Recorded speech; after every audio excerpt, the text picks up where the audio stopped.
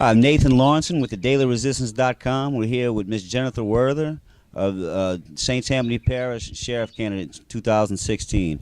Miss Werther, I have a question for you.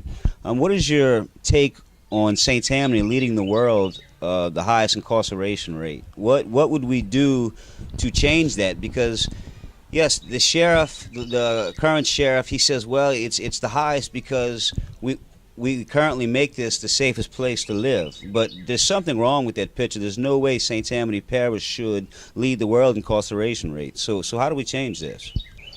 All right. I've been going to a lot of the forums across St. Tammany about this, and even some national forums.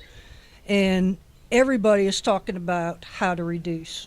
Democrats are, Republicans are, Libertarians have always been. Right. All right.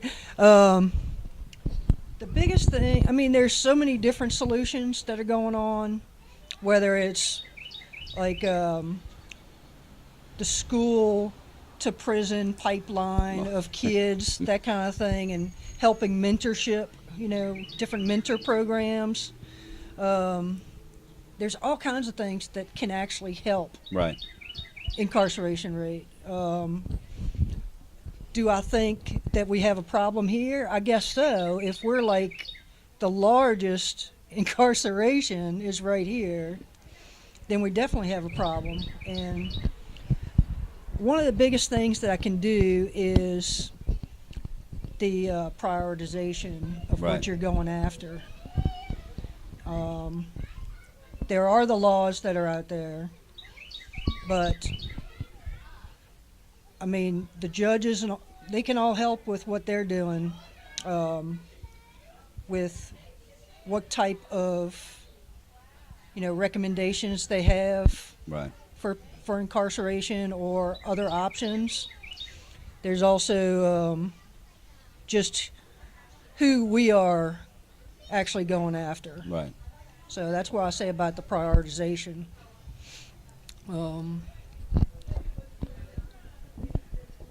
What else?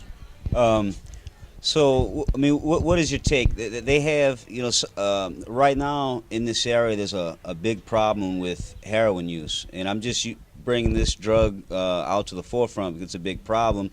So they have many people right now getting these long prison sentences. Some of them even getting life in prison for being drug addicts. So, I mean, how do we change this to where instead of giving these people these long prison sentences, we get them in the treatment programs? I mean, is there anything maybe on a local level dealing with the sheriff's office to maybe have some recommendations through the court system to change some of these problems? Well, there's recommendations. I mean, libertarians are out there in general trying to get people to actually change the laws. Right. That's the biggest thing. Oh, yeah.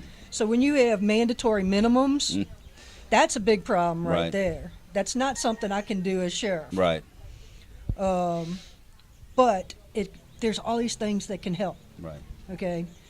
As sheriff, the programs, it's not under me. Right. So that's the bad part. Right.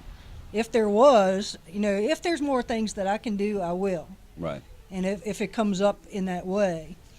But the biggest thing is that everybody get on board to try to change these things, because they're not helping.